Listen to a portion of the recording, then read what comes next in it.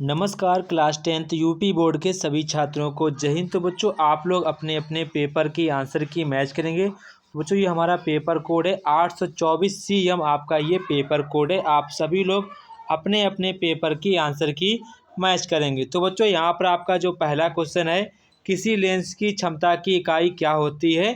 तो बच्चों यहाँ पर आपका करेक्ट आंसर हो जाएगा प्रति मीटर। क्या हो जाएगा? प्रति मीटर। इसके बाद यहाँ पर आपका क्वेश्चन नंबर 2 है। तो क्वेश्चन नंबर 2 बच्चों यहाँ पर कह रहा है कि एक दर्पण द्वारा बना प्रतिबिंब आभासी और सीधा वस्तु से बड़ा हो तो दर्पण होगा। तो बच्चों यहाँ पर आपका करेक्ट आंसर हो जाएगा अवतल दर्पण। क्या हो जाएगा? अवतल दर्पण यहाँ पर आपका करेक्ट आंसर हो जाएगा। इसके बाद यहाँ पर आपका क्वेश्चन नंबर 3 है। यहाँ पर कह रहा है कांच का अपवर्तनांक आपको दिया गया है और वायु में प्रकाश की चाल दी गई। तो कांच में प्रकाश की चाल क्या होगी वो यहाँ पर आपसे पूछ रहे हैं। तो जो कांच में प्रकाश की चाल यहाँ पर आपका ऑप्शन नंबर बी वाला करेक्ट आंसर हो जाएगा। ऑप्शन नंबर बी वाला, ठीक है। इसके बाद बच्चों यहाँ पर कह रहा है कि आकाश का जो रंग है नीला होने का क्या कारण है। तो बच्चों क्या कारण है? प्रकाश का प्रकीर्णन। यहाँ पर आपका ऑप्शन नंबर डी वाला करेक्ट आंसर हो जाएगा।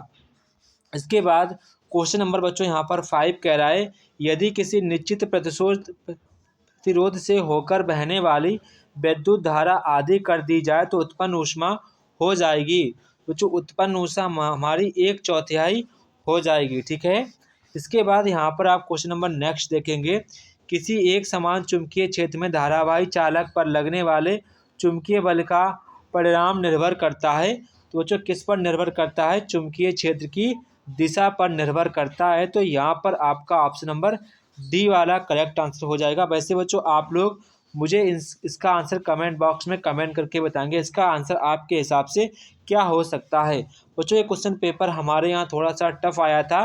जो इसके जो MCQ थे वो तो आसान थे, पर यहाँ पर जो इसके लॉन्ग आंसर थे या शॉर्ट आंसर थे वो काफ़ी ज़्यादा टफ थे, बच्चों ने नहीं कर पाए थे। तो बच्चों आप लोग मुझे कमेंट बॉक्स में कमेंट करके बताएंगे कि आपका पेपर कैसा गया है, ठीक है बच्चों। तो इसके बच्चों यहाँ पर आपका क्वेश्चन नंबर 7 कह रहा है कि लघु पतन के समय वैद्युत धारा का मान हो जाता है। बच्चों बहुत अधिक हो जाता है। यहाँ पर आपका ऑप्शन नंबर सी वाला करेक्ट आंसर हो जाएगा। इसके बाद यहाँ पर क्वेश्चन नंबर नेक्स्ट करा कि यहाँ पर सी की बैलेंसी क्या होती है। तो यहाँ पर आपकी सी की बैलेंसी यहाँ पर 4 होगी, ठीक है। इसके बाद क्वेश्चन नंबर यहाँ पर आपका नेक्स्ट करा प्रबल बेस है। तो आपका यहाँ पर NaOH आपका ये बच्चों प्रबल बेस है। इसके बाद बच्चों नेक्स्ट क्वेश्चन पर बढ़ेंगे। तो बच्चों यहाँ पर आपसे कह रहे हैं कि किसको गर्म करने पर आपकी ऑक्सीजन गैस प्राप्त होगी। बच्चों आपका जो लेड नाइट्रेट होगा अगर हम इसको गर्म कर देंगे तो बच्चों आपकी जो गैस उत्पन्न पक्का होगी, ठीक है। ये आपने रासायनिक अपक्रिया में पढ़ा होगा, ठीक है। इसके बाद नेक्स्ट क्वेश्चन में बच्चों हम लोग बढ़ते हैं। यहाँ पर कह रहा है कि साधारण ताप पर द्रव्य धातु है। बच्चों वो कौन सी है? वो हमारी बच्चों मरकरी है। यहाँ पर आपका ऑप्शन नंबर डी वाला हो जाएगा। इसके बाद यहाँ पर आपसे कह रहा है कि अपक्षेपण अभिक्रिया कौन सी है। तो बच्चों यहाँ पर आपका ऑप्शन नंबर ए वाला करेक्ट आंसर हो जाएगा अपक्षेपण अभिक्रिया, क्योंकि यहाँ पर ठोस दिख रहा है तो ये हमारा अपक्षेपण हो जाएगा।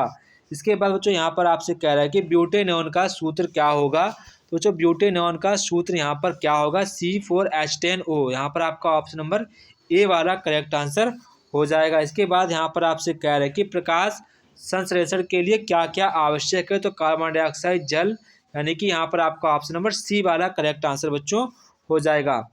इसके बाद क्वेश्चन नंबर 15 यहाँ पर बच्चों कह रहा है कि थायरॉक्सिन हार्मोन बनाने के लिए किसकी आवश्यकता पड़ती है। तो जो थायरॉक्सिन बनाने के लिए आयोडीन की आवश्यकता पड़ती है। इसके बाद क्वेश्चन नंबर लोग नेक्स्ट देखेंगे। क्वेश्चन नंबर 16 यहाँ पर कह रहा है कि मेंडल ने लंबे और बौने मटर के पौधे का यहाँ पर प्रथम संतति प्राप्त होने पर F1 में कौन कौन से होंगे। तो कैपिटल टी मतलब कि शुद्ध लंबे। यहाँ पर आपका ऑप्शन नंबर ए वाला करेक्ट आंसर हो जाएगा। इसके बाद क्वेश्चन नंबर नेक्स्ट देखेंगे, निम्न में से कौन सा एक पारितंत्र जैविक घटक है। तो यहाँ पर आपका हरे पौधे क्या हो जाएगा? हरे पौधे आपका करेक्ट आंसर हो जाएगा। द्वार कोशिकाएं पाई जाती हैं। तो बच्चों द्वार कोशिकाएं स्टोमेटा में पाई जाती हैं। वायुमंडल में ऊपरी सतह से ओजोन गैस से हमारी पृथ्वी की रक्षा कौन करता है। बच्चों वो करती है पैरावैगनी किरणें, जिसको हम लोग UV रेस के नाम से भी जानते हैं। इसके बाद जो यहाँ पर आपका क्वेश्चन नंबर जो 20 है समझ में नहीं आ रहा है तो बच्चों आप लोग मुझे इसका आंसर कमेंट बॉक्स में कमेंट करके बताएंगे।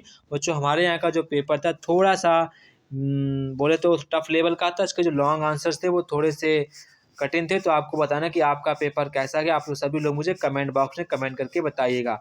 जय हिंद बच्चों, फिर मिलते हैं अपने नेक्स्ट वीडियो में, तब तक किसी बच्चों को जय हिंद।